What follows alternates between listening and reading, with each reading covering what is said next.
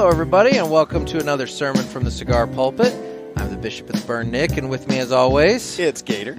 And on the line, we have our special guest. We have Dave Rivera, the sales and marketing manager for Martinez Cigars. How are you, Dave? I'm doing good, guys. How are you guys doing? We are doing awesome because on today's episode, we're going to be drawing back the curtain on the special project that is the Bishop and The Gator cigars. Oh, yeah.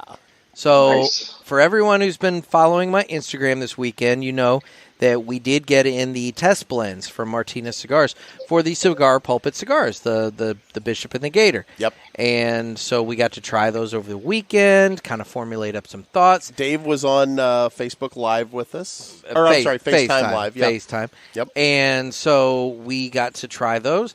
And so we figured, you know what? Why don't we go ahead and use that for today's show? So on today's show, Jeff is going to be smoking the Gator. Yep. And I'm going to be smoking the Bishop. Does anybody else feel like this is deja vu? Shut up. Anyway. What Nick doesn't want to tell you is... And now Jeff is about to. We started... and Dave, I can't God not rat him out. damn it, Jeff. I'm going to fucking light your beard on fire with my torch, dude. We started this episode, and then Nick realized the board wasn't recording. So we have to start over. Luckily, we have an extra cigar for the test blend. So this is take 2. Thanks, Jeff. Sorry, yep. I couldn't resist. Watch your beard. I knew that was coming. I'm gonna get knew that was coming. My fucking vertigo cyclone's gonna fucking light that beard of yours on fire at some point. You guys have no idea how good of a show you missed up to this point. We're gonna recreate. Anyway, so so we are smoking the Bishop and the Gator. Dave, why don't you you have the blend mix up here, so why don't you tell us about the we'll start with the Gator here. Well, the Gator, yes. The Gator is a mild to medium smoke. The fillers, the Dominican Seco and the Nicaraguan Piso, with the binders of Sumatra, and the wrappers in Ecuadorian Connecticut. So it's a really nice blend on that one. Nice. And then going for the Bishop, it's a 3-leaf Nicaraguan blend with a Seco Ligero and a Viso, a nice Nicaraguan binder. And then the wrapper is one of my favorites, the San Andreas Mexican Maduro. Nice. And I'm going to say I've smoked both of these cigars now as well as Nick. And I think, Dave, you've smoked them both, if I'm not mistaken, as well. Yes, I have. And I'll tell you, they are both, you guys just hit the ball out of the park on this. You got a home run on both of these. And I'm not just saying it because there are cigars. You have done a tremendous job with these things. Now, full disclosure, the Gator's a little bit better than the Bishop, but, whatever. I disagree. We got a challenge. We have a challenge. I'll get to that in and a little they are bit. two distinctly different cigars. So, yeah. So the Bishop is a torpedo, about 5.5 by 54, whereas the Gator is a just normal round cigar, and it's about 5.5 by 52, 54. Yep. Okay. There you go. The Gator is a 52. The Bishop is 54. There you go. Some bigger is what you're saying. And I'm sure you set that up to overcompensate. So that being said, wow. Why don't we go ahead and get into the cut? Yes, we'll get into the ceremonial cut, which is brought to you by Riverman Cigar Company of Crestwood, Missouri. Dan over at Riverman carries pretty much at this point aspects or the full line of Martinez cigars. Absolutely. He's got the flat iron, he's got the 45, he's got the Don Antonio's. He's even got that double Corona. He's got the double Corona from the New York City one that we have. Yeah. And he's the only store carrying it. I was going to say, he's the only place outside of New York City you can get that cigar, correct? Yes. Yeah. He has the Passion too, does he not? He does have the Passion. He has the Passion. Well. And he actually expanded on the flat iron where he took the Lancero, the number 9, which is really popular now. Yeah. And we're glad that he took that one. That's a good smoke. I've got to get over there and get a couple of those. I actually want to try it and see if it changes up the flavor a little bit. Well, he's also going to have the Bishop and the Gator here very, very soon. Awesome. So, but yeah, folks, aside from the Martinez cigars, he's got something for every budget, $3 to $100. He's cultivated up a nice collection of affordable budget cigars for everybody to maximize out their, as Jeff calls it, the dollar cost average. That's right. And he's also got all the way up to, like I said, that $100 Saka Unicorn that is a little pricey for me, but probably a very good smoke. So. Oh, I've heard good things about it. Yeah. If I ever get to the point where I have all my bills paid off, I'm going to get one. So you're never going to have one, is what you're saying? Likely not. Yeah, probably not. But I've heard it's a great cigar. Okay. Now, I need to get mine out of the cellophane. Well, you're going to hang on a minute because I'm going to tell everybody that if they live in the St. Louis area, they need to go buy Riverman Cigar Company.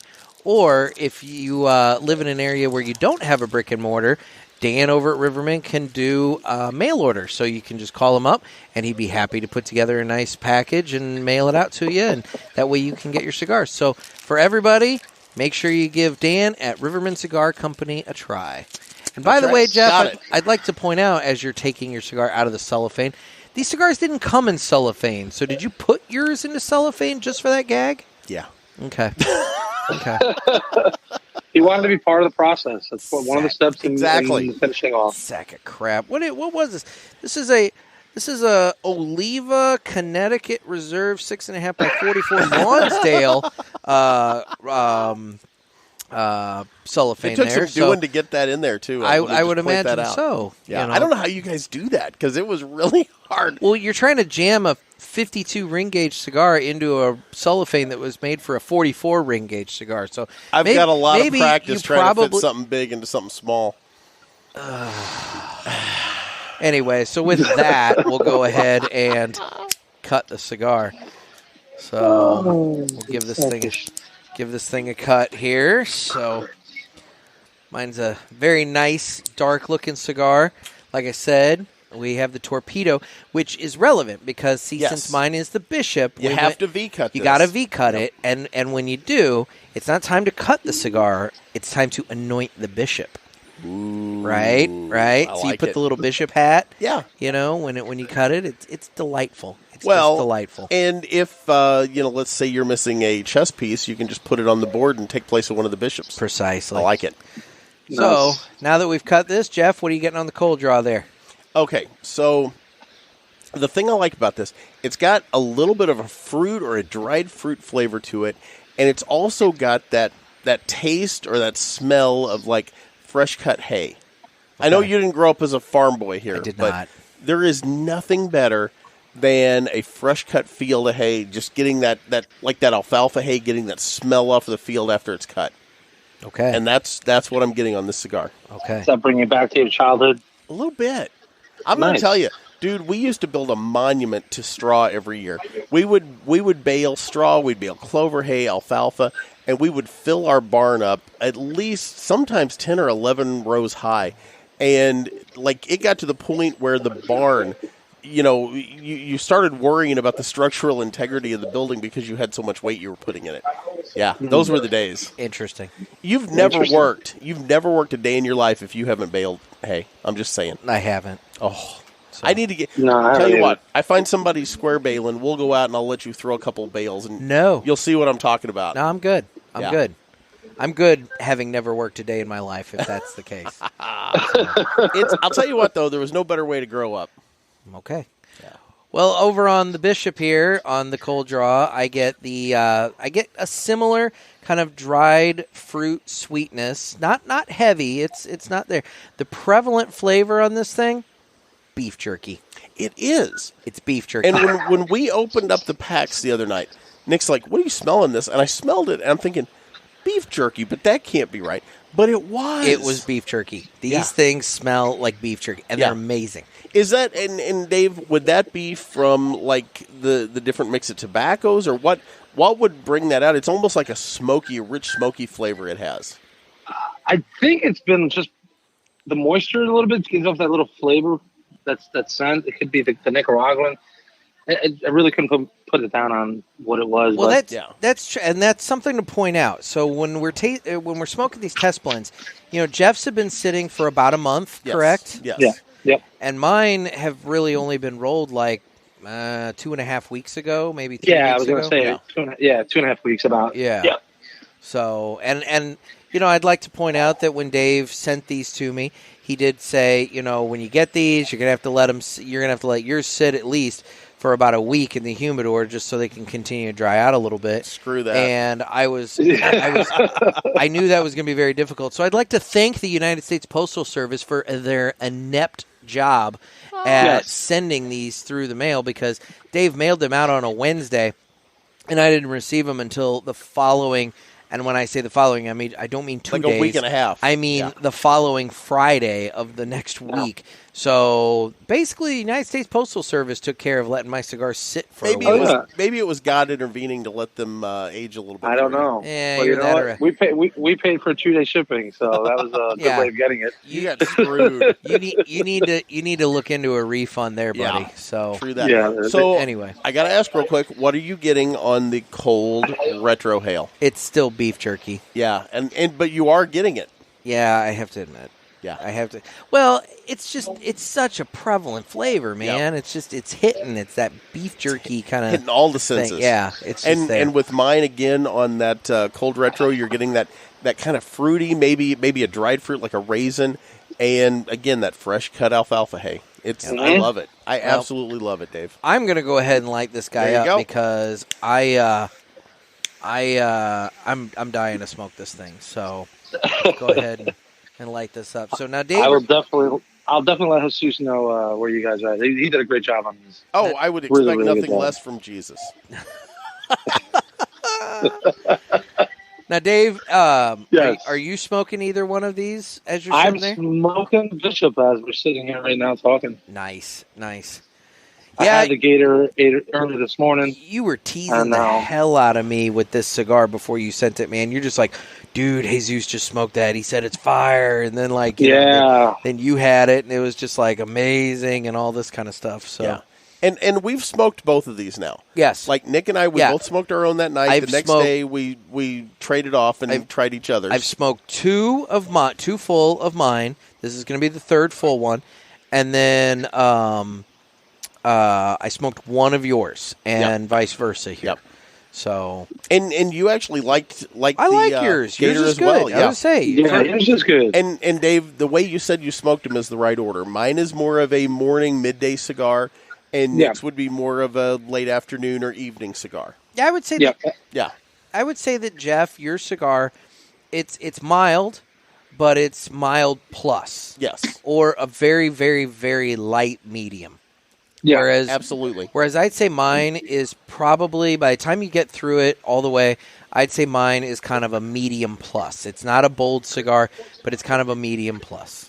Yeah, once you get past that first half on yours, Nick, it steps up a couple steps into that. Yeah, the Bishop goes up a notch. It does. Yeah.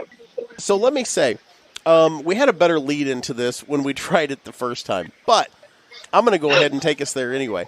Nick and I had a wild night. Before we do that, what do you get on the retro hail?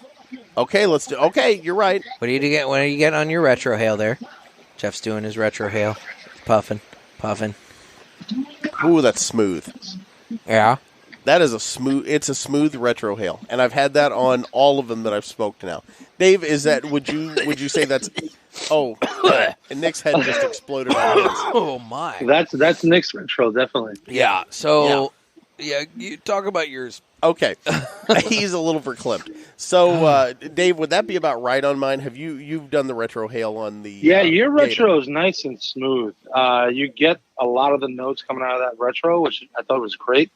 Like I said to you before, I'm not really a Connecticut smoker, but for yours, the flavor notes that come out of it, the retro out of it, it's something that, like I did today, I smoked it in the morning. It's a really good smoke. It's got a lot of flavor for Connecticut, which I thought was spot on.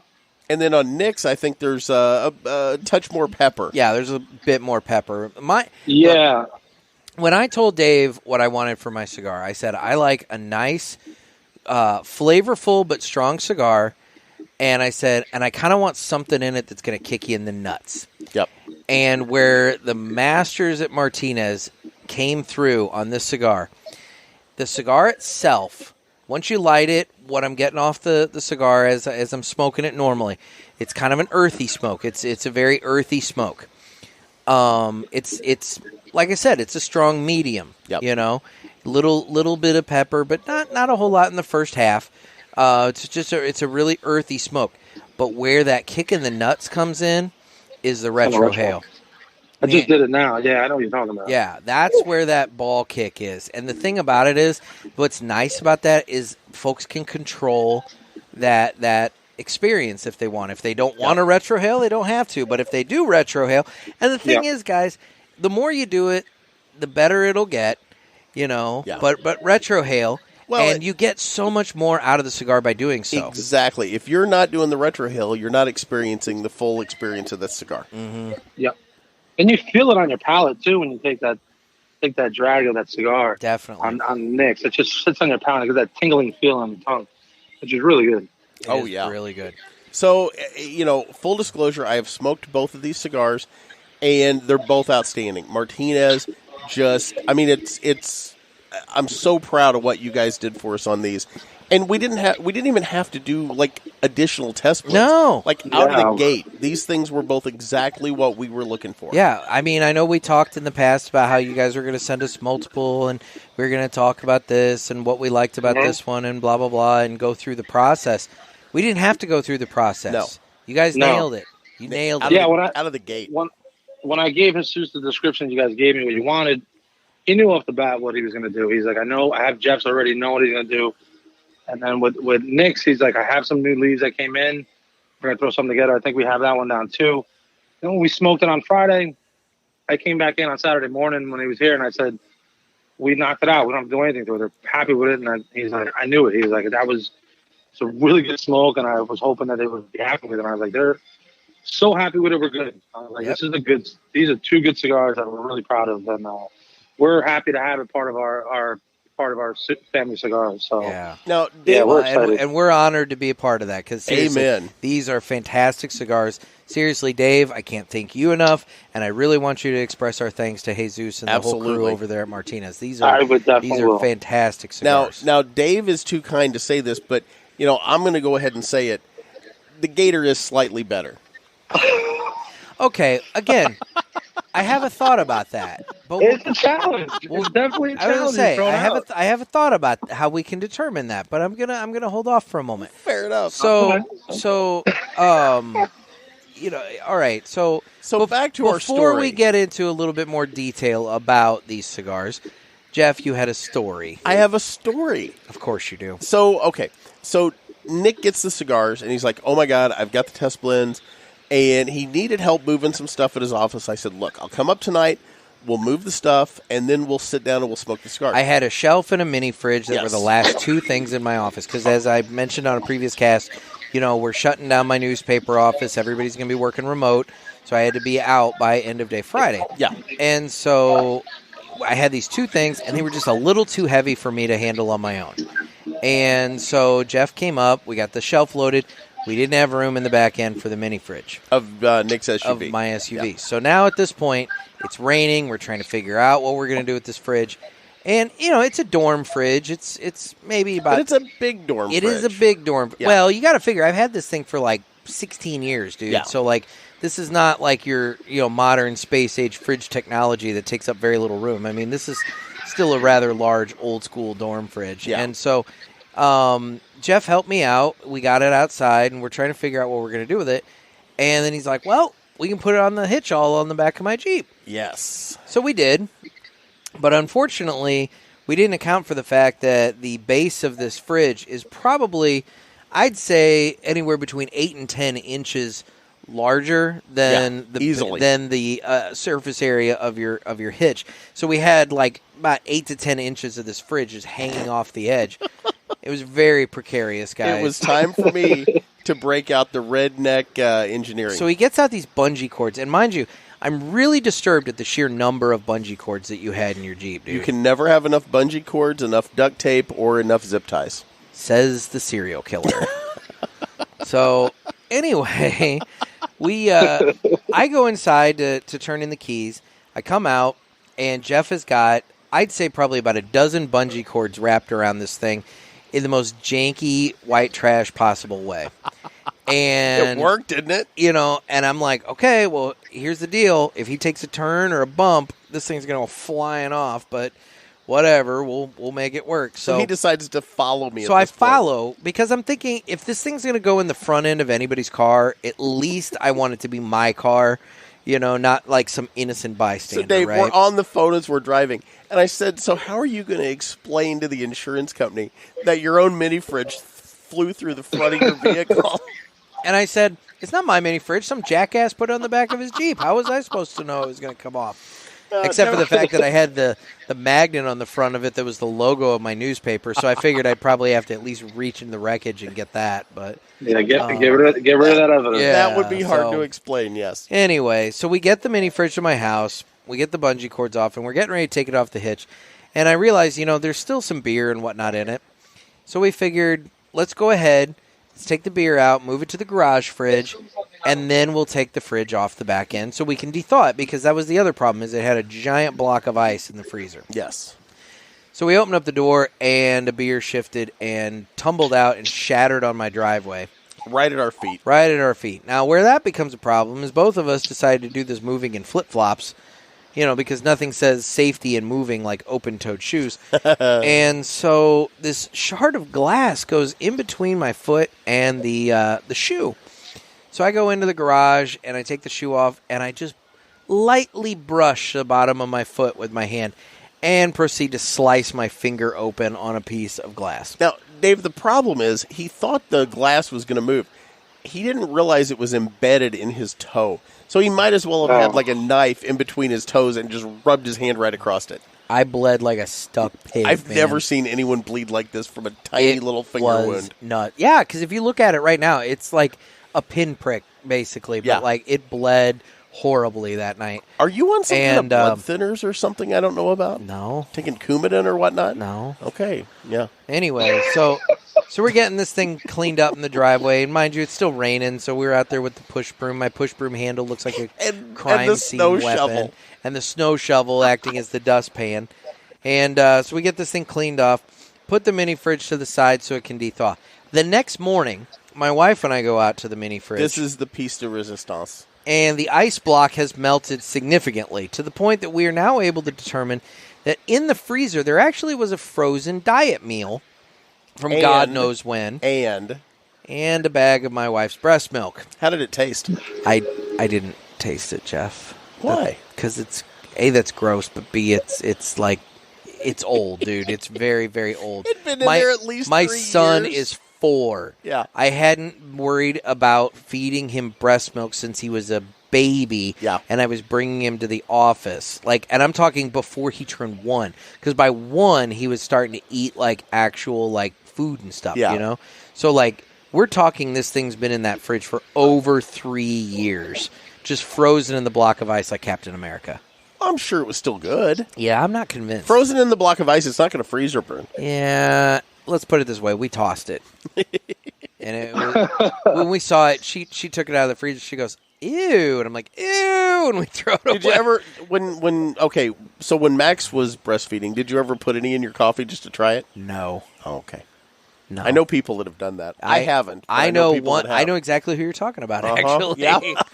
Yeah, no. I did not. So. Well, there you go. So what are you getting here on the cigar?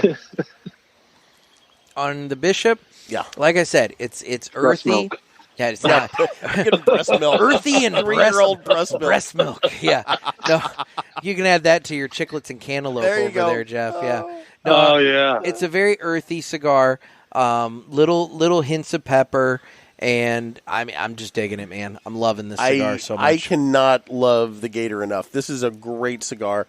And again, if we were reviewing this cigar, if this was another manufacturer, if it wasn't even Martinez, if we just had this cigar to review, this is a cigar I would be just gushing over because it's right in my wheelhouse. Yes. It's a great Connecticut. That I'll tell you, I think the wrapper is what makes this cigar.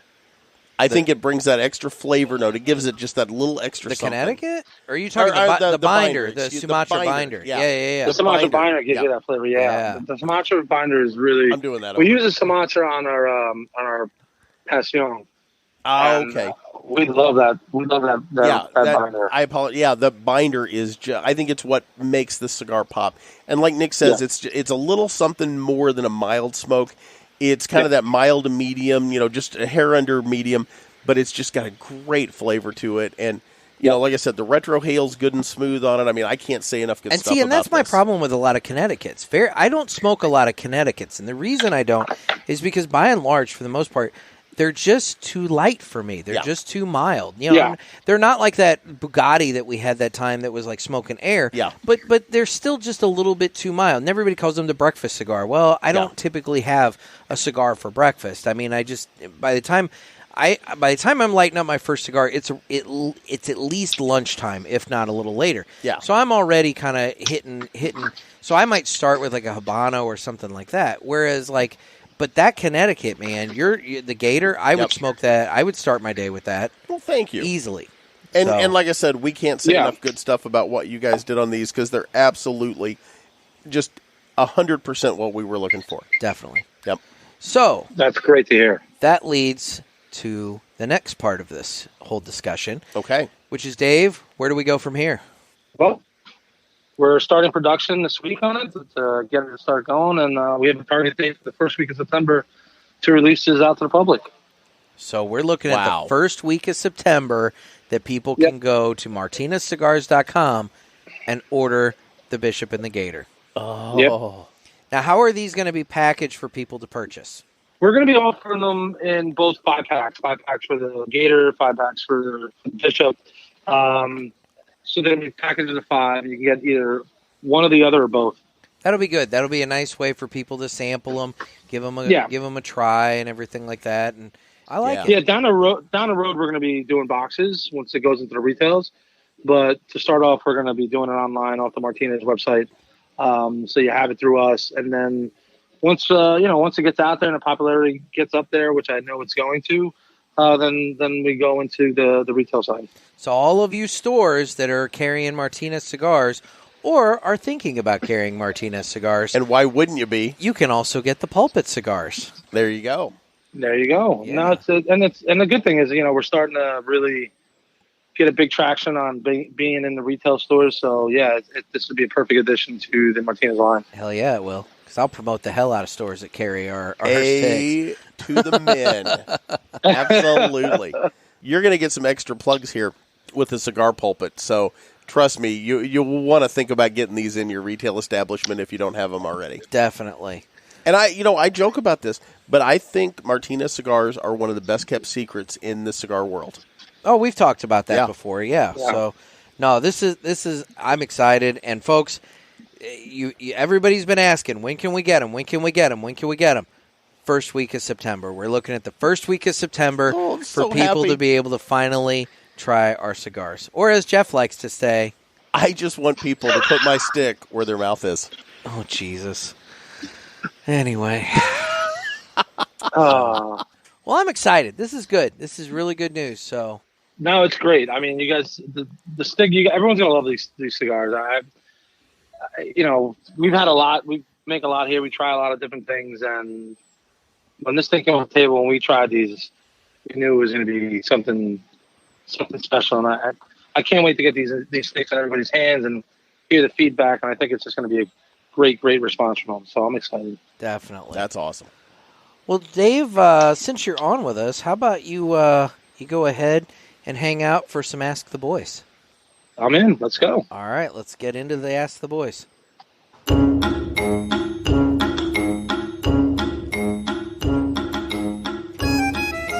So today, normally I would be hitting the phone line, but I had a listener email me, and I'm gonna total transparency here.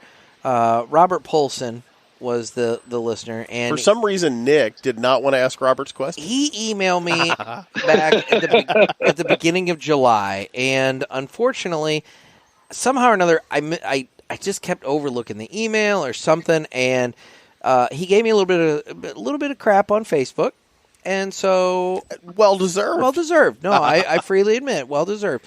So we're going to go ahead and get into some questions from Robert Polson. Now he sent quite a few questions here, so we're gonna have some time with this.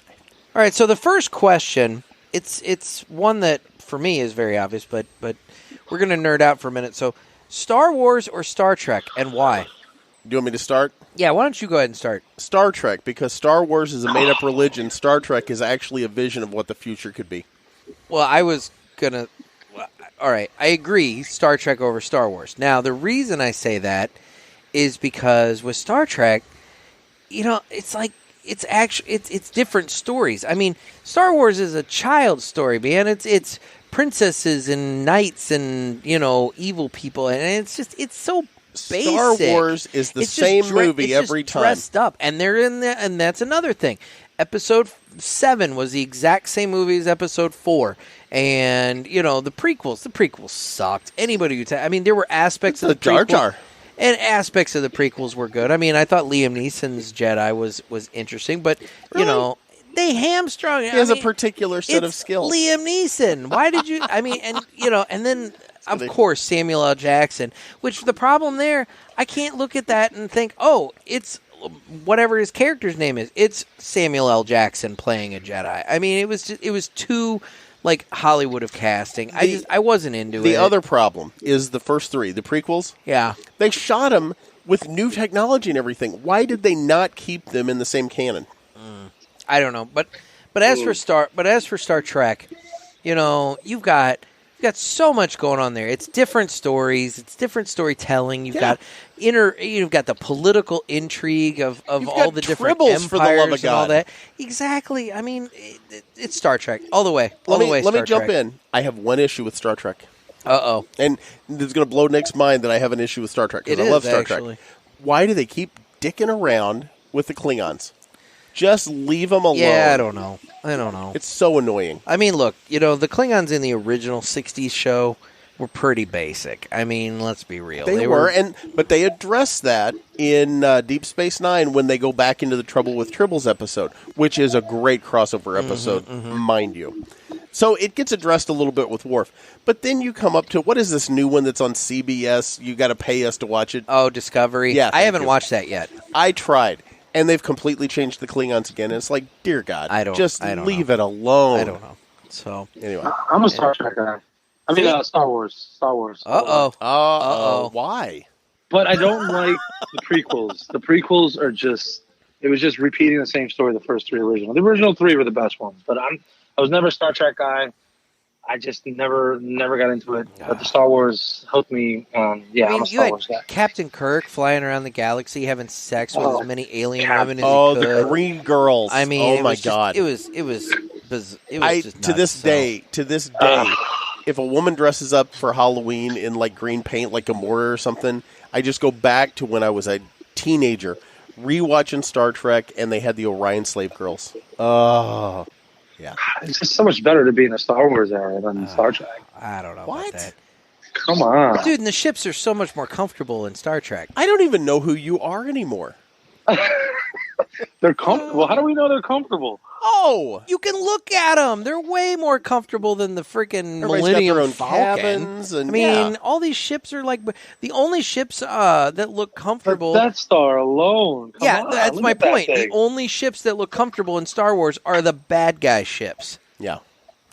Anyway. No, you're right. Man. All right, so... We're taking a cigar back. All right, so the next question we've kind of covered before, so we'll go through it relatively quickly. He wants to know what our favorite experience smoking is. Not necessarily the stick, best stick that we've had, but whether it was what we were doing at the time, who we were with, just a conversation, what was the most memorable cigar? I've talked about it before. It was that time that I was out in Vegas. It was April of 2019, chilling out at the Davidoff bar, sitting outside. It's like 70 degrees. I'm just sitting there, looking up at the stars, just having a wonderful, wonderful, nice evening, hanging out. The last night I was out in Las Vegas. Mine, I go back to that time we were at Giant City, and I saved you from the raccoon. And we had other folks there that were with us, and that was a great you time. The fight with the raccoon, but we won't. We've covered that at nauseam as well. So, but yeah, you picked that fight. The other absolute favorite time that that was a peach swisher, I might add. By the way, true. It's true. Wow. But there's not a lot of choices in Carbondale, Illinois for cigars. Whatever. So that being said, no, my other favorite moment, and I've talked about this before too, but it was out at Corey Frisbee's house after the Weston Tobacco Festival. Mm-hmm. And we were sitting there with Manuel Quesada and with Oscar Valadares. Yep. And we sat in the backyard. That was Ron a very was wonderful time. Yeah. Jessica was there from the Hill. Yep. We sat there with all of these folks and smoked cigars and just told stories and just razzed on each other and had the greatest time. There was no way that we should have been at that after party, and somehow we weaseled our way in, and I look back on it fondly. So the next question, and Dave, what was your most memorable cigar? Before I'm blowing past you here, buddy. What's your? That's okay. Memorable? My most memorable is when I first opened my cigar lounge and had my first cigar as opening day. So that was probably my most memorable. That would be hard to beat. Cigar. That would be really hard to beat. Yeah. Yeah, after working and getting that thing started and all the hard work, and you're nervous about opening, and then you open it and you just sit down and you grab a stick, and the first stick I grabbed was the Partagas Black, and it was just you're smoking it and you're like, wow, I can't believe this is happening, and it was a great experience, a great learning experience, and it got me to where I am today, so I'm pretty happy about it. Very cool. Nice. So the next question, little apropos considering our conversation that we had off air. He wants to know if we've ever had any paranormal experiences and describe. Now, Jeff and I have actually covered this on the Halloween episode from last year. So, Robert, if you go back and listen to the Halloween episode from 2019, Jeff and I, we go into, paranormal experiences and whatnot that we've had before. But where this is interesting is because I was talking to Dave off air before we were starting, and he was saying that a friend of his was telling him about this haunted house where it's supposedly super haunted, and they'll give you a whole ton of money if you manage to spend the night there and not run out screaming and whatnot. And if you manage to spend the night and leave the next morning, they'll give you a bunch of money. To which I said, I think that sounds like a challenge that I want to take up, and I would be more than happy to do that, because then it might be the most, if we broadcast live from the house, I mean, that might be the most profitable episode of the Pulpit ever. So right. I'm all in on that. So, oh yeah, and I've talked in the past about I've seen a shadow person, I've gone on Bigfoot hunts, I've covered some paranormal, like investigations at a couple of different places. So, yeah, I've seen a lot of this. And we go into a lot of that on that Halloween podcast. So, yeah, reference back to that, but there's a lot of good stuff there. Okay. My daughter even talks about experiences she had. Exactly. That's right. Dave, how about you? Have you had any there? The only thing I could think of is when I was younger, we were playing with the Ouija board. Oh, that'll get you in trouble. That's the only thing, and I just remember doing it, and they asked for a sign, and this cat jumped on the window, and that was the only thing I remember, but I think it was just coincidence, but who knows? Yeah, why? That's the thing I've never understood is, let's sell the portal to hell in the game section. But anyway. Yeah. I mean, it's a game. Is it? I guess. Is it? Is it a game? Yeah. I don't know. So, so the next. Do they still sell that board? Yeah, you can go to the toy store and buy it right now. Yeah, all right. Okay. Yeah, you can open up all the portals you want to. So the next, I'm good. The next question is, if you could sit and smoke with any cigar smoker from history, who would it be and why? And what do you think the conversation would be like and about? I can feel that one. Go ahead. Churchill. Okay. I knew that was coming. Yeah, and his bustier. You want to talk to him about cross-dressing? Yeah. Okay. That's a reference to our first episode, guys. If you're listening and not aware of why we're calling, Winston Churchill a cross-dresser, go back and listen to the very first episode. Do we know he wasn't? I mean, we could clear it up. There are questions that have been posed. Under the suit, a nice camisole. Anyway, I wrestle with that question because if we're going from history, I'm assuming that I don't know if we're talking present day. If we're talking present day, there's 3 people that I'd like to sit down and have a cigar with. Okay? And if you're listening, come on the show. Well, not 1 is present day, 2 are dead. Well, those two can't. Those two can't. So obviously Churchill, I think, would be great. Yep. Mark Twain would be really interesting, and I'd like to have the conversation with Mark Twain today so that he could see the state of the world as it is right now, because I think it would be really interesting to get Mark Twain's take on what the state of the world is right now, because let's be real, the state of the world right now is fucking crazy. You know what? Yes. And you could do that on Star Trek in the hologram. My God, you could. The holodeck. Yep. I'm saying. And then, but as for my third, the contemporary, currently still alive cigar smoker, I still say Arnold Schwarzenegger would be a fantastic conversation. See, I'm leaning more towards Kevin Bacon. Dude, I want to talk to Arnold so that I could ask him about, how he set up the cigar tent in the backyard of the governor's mansion when he was governor of California, because they wouldn't allow him to smoke in the mansion, and what all went on out there and everything. I think it'd be fun to talk to him about how ballsy he was that on his last day as governor, as he's getting ready to leave the governor's office, he lights up a cigar in there and just what do I care, and exactly. I think it would be badass to sit and have a cigar with Arnold Schwarzenegger. Now, we went with good celebrities, but okay, think about this. What if you could go back and you could talk to someone like Hitler and just ask them why? I don't know if I really want to know that answer, Jeff. Yeah. And let's be real, if you want to know the answer to that, you can always just go read his book. He wrote a book? Yes, and you know that. But seriously, if you could go back in time and maybe you just kill him and you save all those people. That's been proven. You can't. It just creates another timeline. It doesn't save all those people. Changes everything around. It just not if you put the time stones back. If you put the Infinity Stones back where they go, it will not split the time. Yeah, no, I don't know. I learned that from Marvel. Marvel didn't okay, no. I see what you're doing here. Everybody came back, but there was still that 5-year gap where they were gone. No. But you remember they went back in time, they got the time stone, or the Infinity Stones. And they had to put them back accordingly, but it didn't fix the problem now. Everybody was still gone. So you can't kill Hitler in the past and save all those Jewish people that he killed in the Holocaust. Why not? Because you're creating a whole new timeline. But at least in that timeline, the world's better.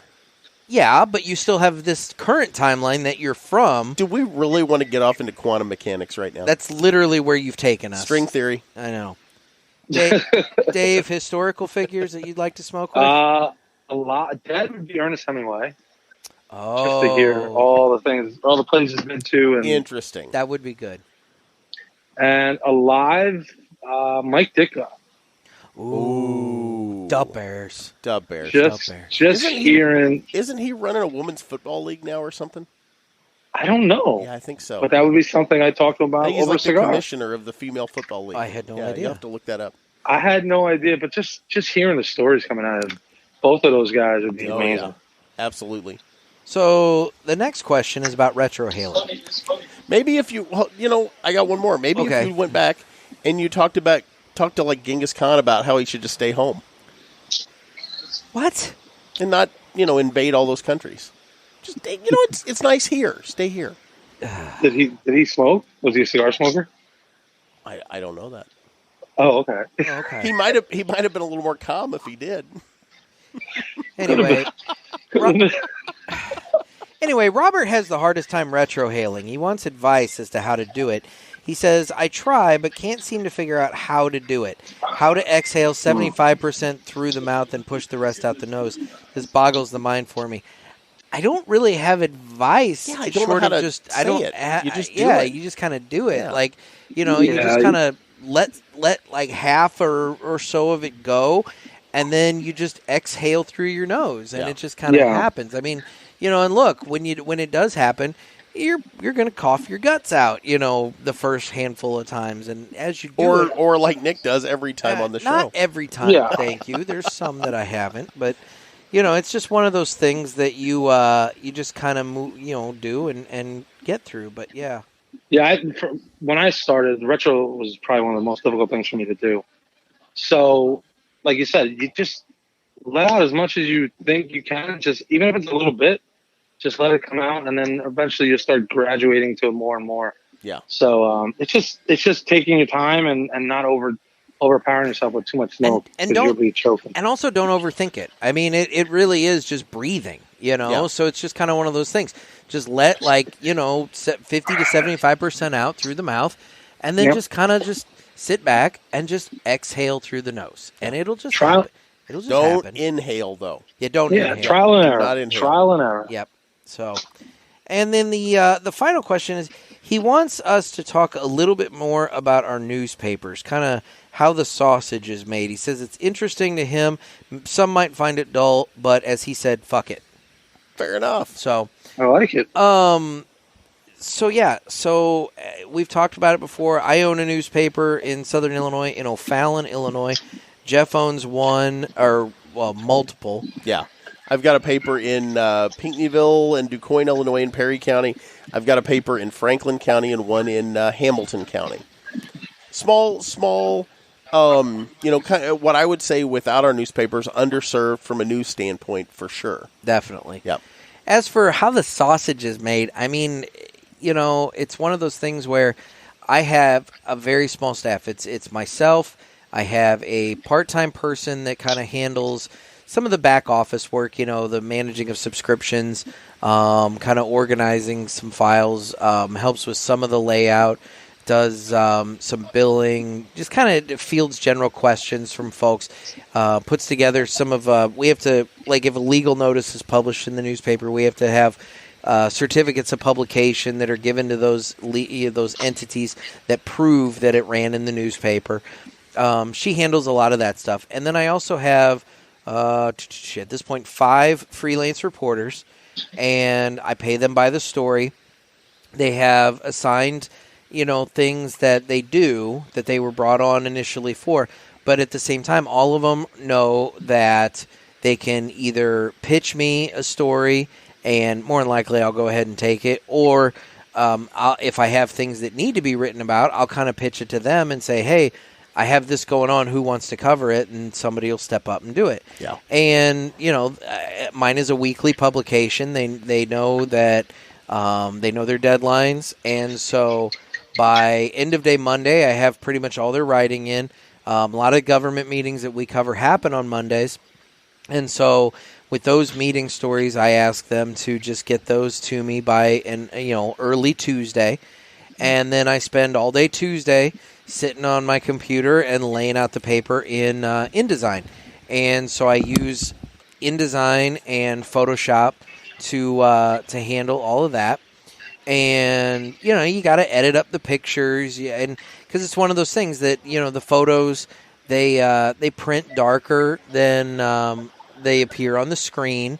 And so it's one of those things where you gotta make sure that you edit them up, and so I play around with that, and I don't know. I mean, I don't know exactly what all behind the scenes stuff you want to know, but from there I make the PDF, the high quality PDF for the pages. I send that off to the printer, and on Wednesday I go and drive an hour north to my printer, and hang on, Jeff has left me. He is helping.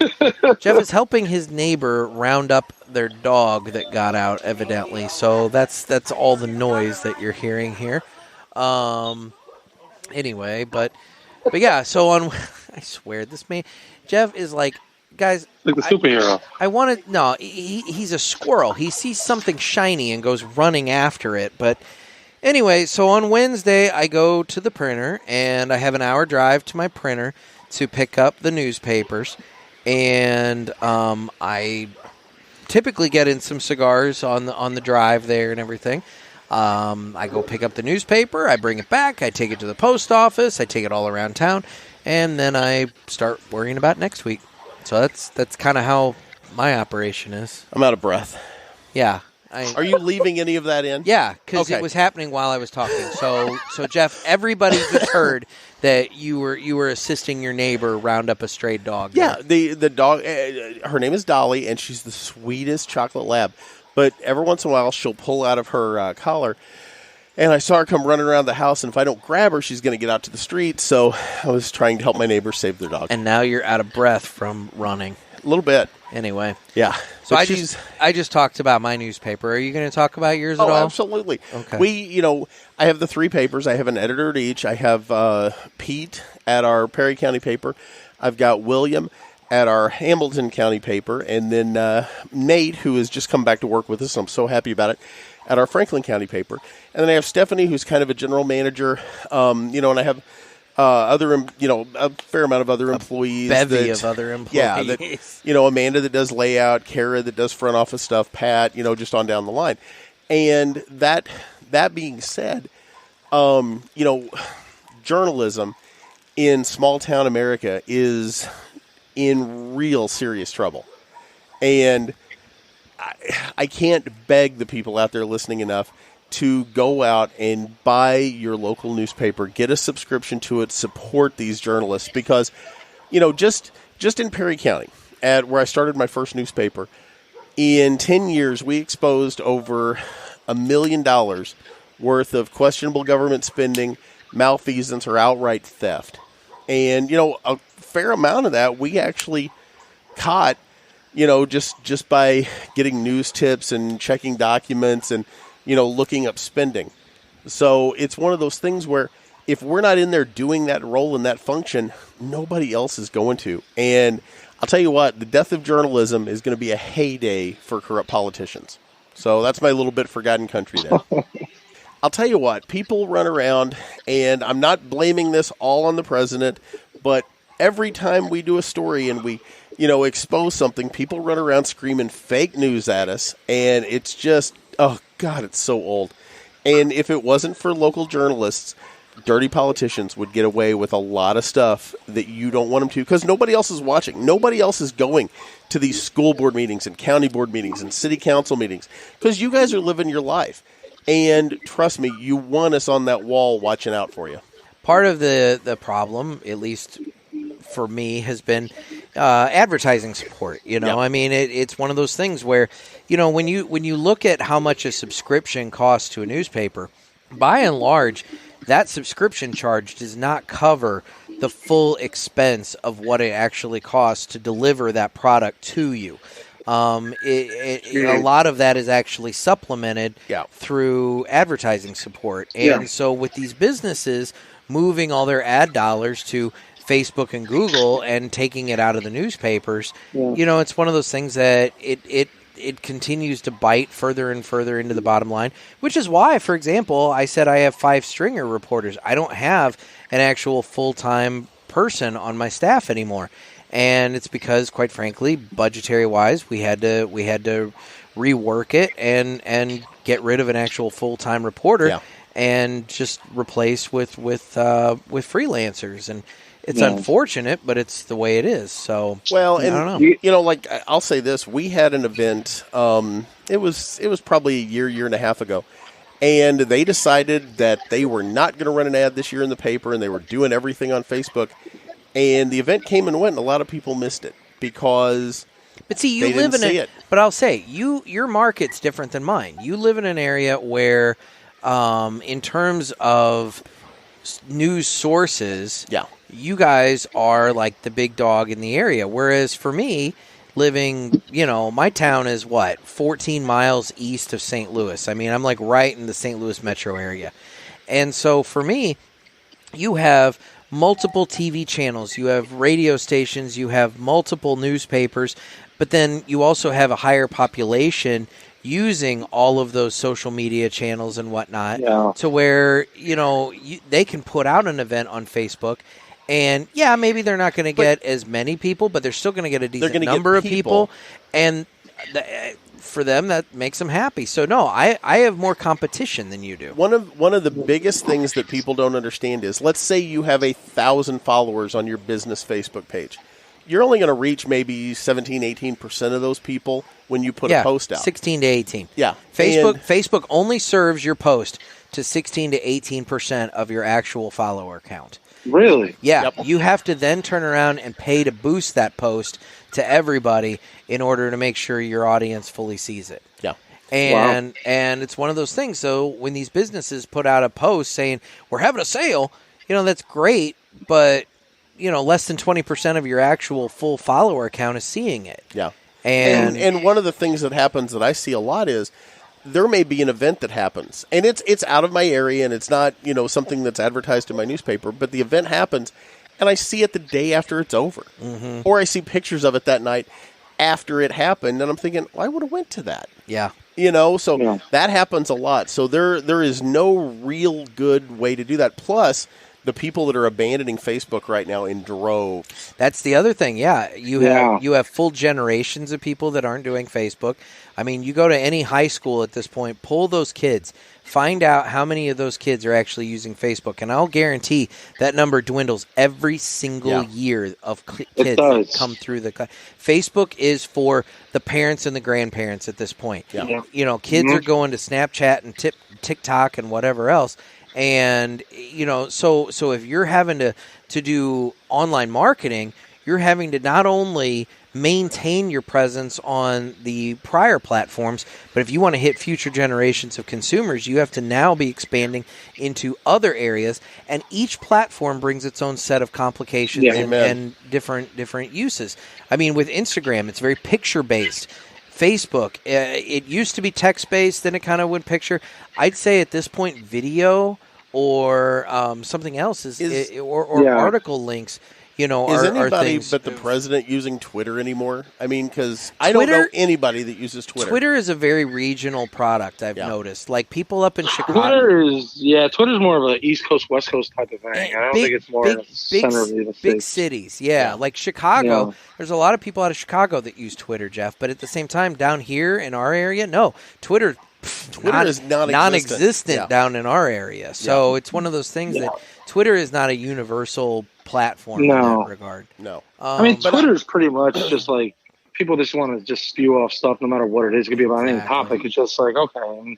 But, I mean, Facebook for me reminds me of like how MySpace was being phased out. Yeah. MySpace was that big at one time, and now it's like gone. The difference between Facebook and MySpace, as I see it, though, is Facebook was smart when they were really, really big, and they invested in a lot of other companies that they can pull revenue from to keep them afloat. I mean, Facebook owns Instagram, for example. And why did they buy Instagram? Because they were losing so many young people from their platform to Instagram, so they went in and bought it. Yeah, they bought WhatsApp too, right? Yes, they own WhatsApp as well. Yeah, I mean, they did smart on that. That is true. I will tell you from a journalist standpoint, the minute that Facebook or Twitter or Instagram or Snapchat or God knows what is actually sending reporters and covering local meetings, I'll be more than happy to hand the reins over to them. Yeah. But until then, you guys don't know how much you need local media. You do not understand. And you guys are a small business. You got to support the small businesses. That's all it comes down to, You know what's funny? Everybody in our communities always screams, shop local and do this and do that. Yeah. But that doesn't always translate to us. Yeah. Because they'll find any way they can to not give us an ad dollar.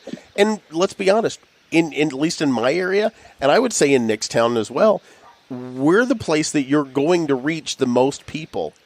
And you're going to get the most fashion. In a localized fashion and get the most eyes on. And like I said, people just go out of their way to try to find a way not to utilize us. Mm-hmm. And it's very frustrating. Just keep doing what you're doing. You guys are doing a great job. Well, I appreciate that, brother. Man. I mean, I had a business just last week reach out to me and say, hey, can you do me a favor? Can you share a link to our Facebook page on your Facebook page? Because something happened to ours, and we had to start a new page. And so we lost the 6,000 followers we had, and we're only at 500, and we want to get more people. And admittedly, I responded back to her, and I said, so wait, you just want me to share your page? And she's like, yeah, that would be great.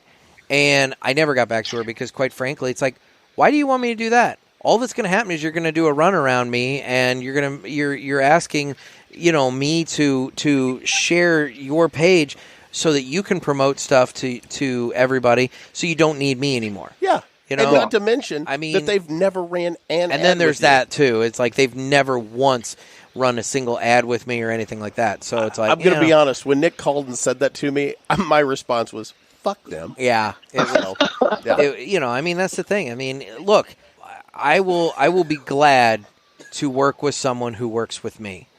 But if you're not going to work with me, then I have no use doing favors for you.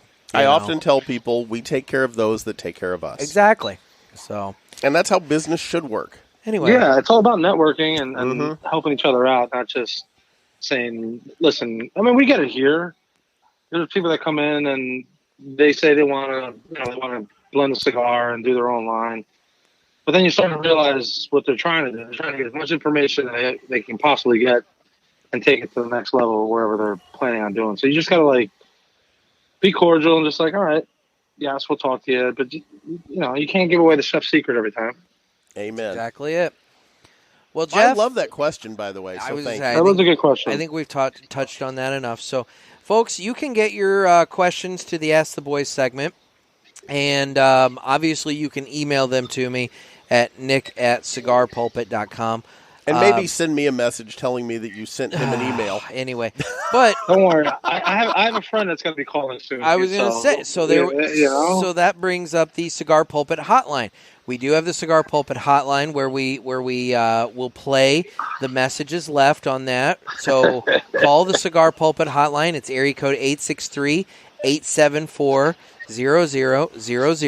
Leave us a message and we'll play your question on the show and we'll answer it that way. And stop trying to sell us extended warranties. And the other thing is we are still collecting questions for the upcoming Ask the X segment. Dear God. Where Jeff's ex-wife Kristen's going to come on and answer questions about Gator. So feel free to send in or to call in and leave us your questions for Jeff's ex-wife so that she can answer those on an upcoming show. Dave, do you see any good coming of this? So many good things coming out. Oh, dude, good questions to ask. I was going to say, it's gold, dude. It's utter gold. So, I have some questions to ask. Oh, this is going to end poorly. So that's this week's Ask the Boys.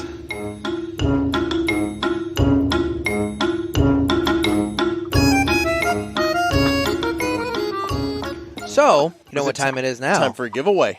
No. Oh. Ooh. It's time. We'll get to that. We'll get to that. We do it now? Because it's time for this week's review by Larry the Mute. Oh, God.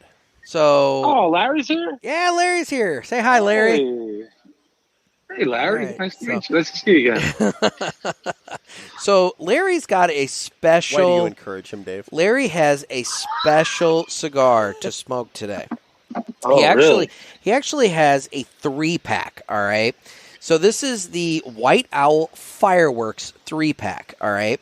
It was a limited edition, 3 cigars for $1.29. It came with 3 cigars, one in a red tube, one in a white tube, one in a blue tube, okay? America. So it came with the red, which was Cherry Blast, the white was Sparkling Wine, and the blue was Rocket Raspberry. And so Larry smoked all 3 just so he could have the full America experience. And so we're going to turn it over to Larry here to tell us about the White Owl Firework.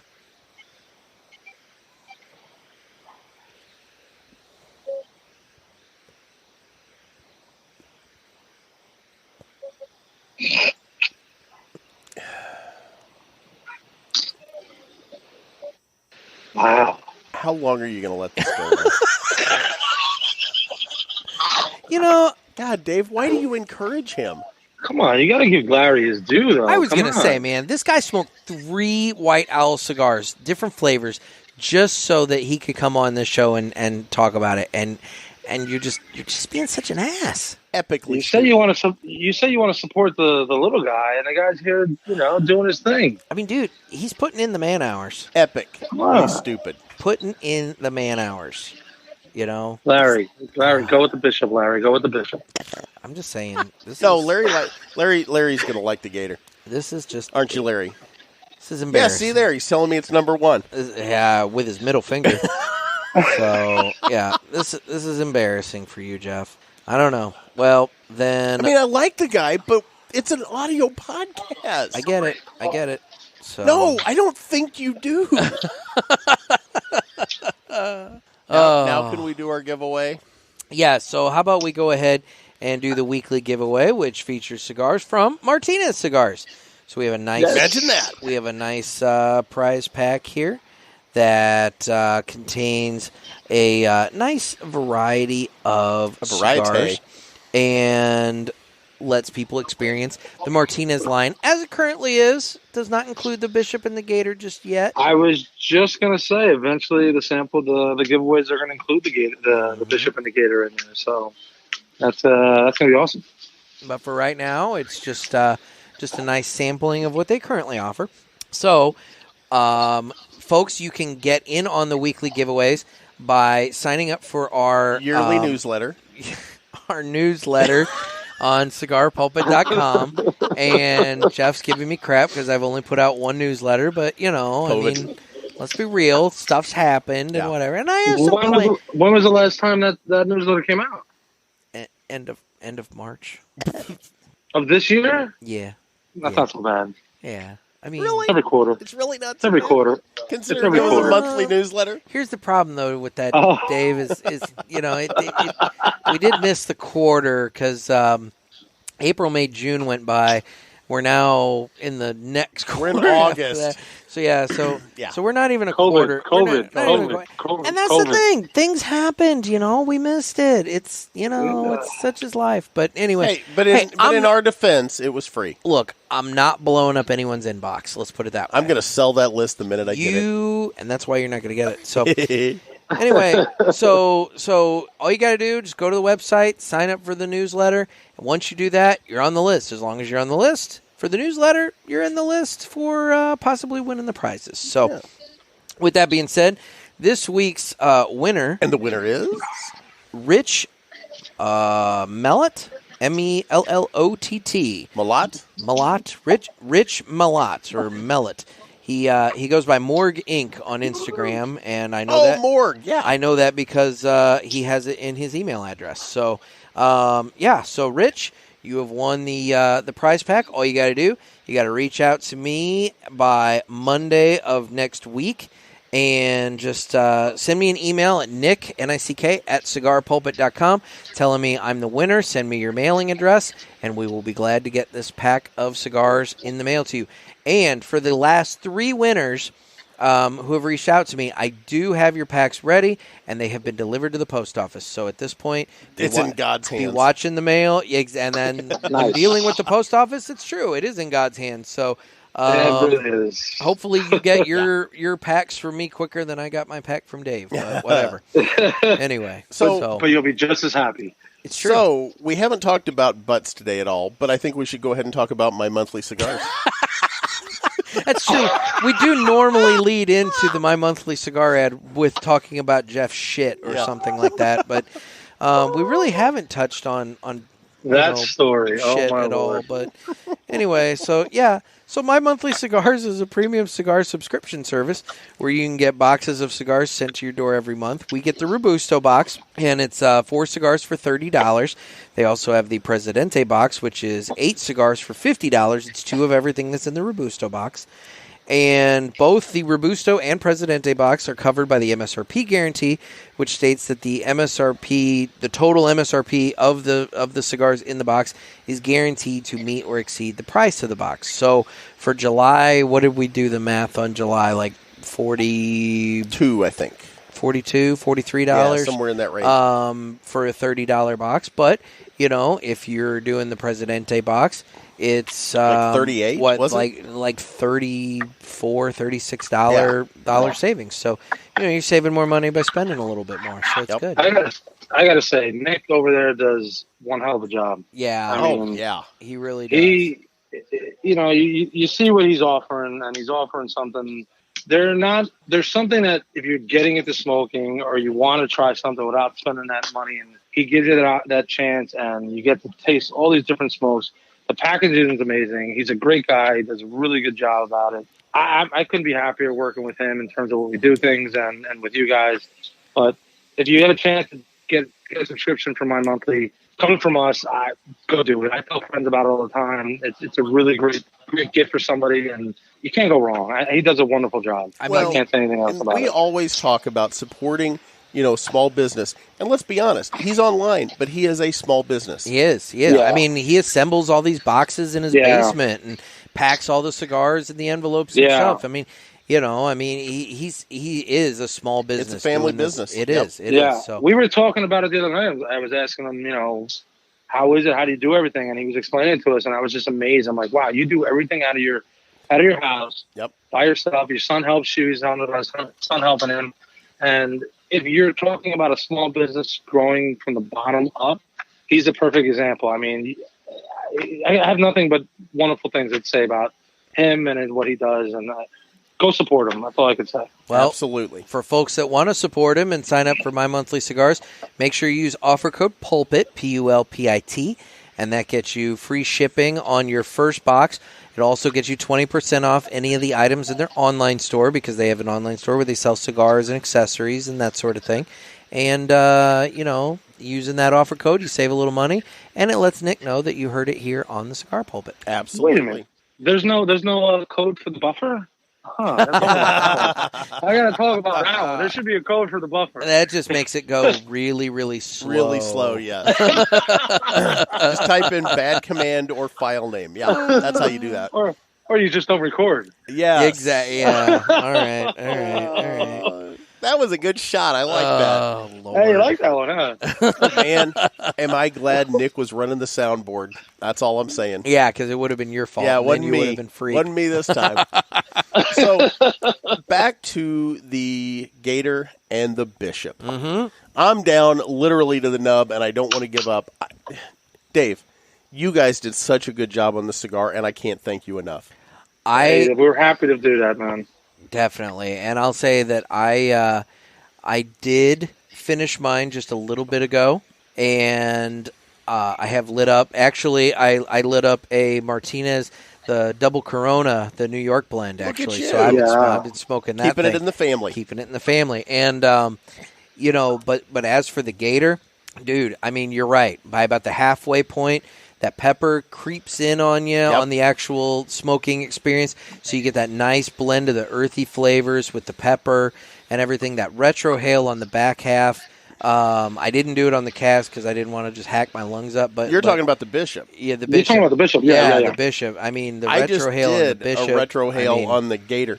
You're getting some pepper now, but it's so smooth. Yeah. I'm just so happy with this cigar. I cannot say, and I'm not saying it, well, I am saying it because it's my cigar, but I can't say, that I wouldn't say it. It's a great cigar, man. It's really, really good. And we say there are cigars, but all we did is tell Martinez what we want, and they delivered. Mm-hmm. Mm-hmm.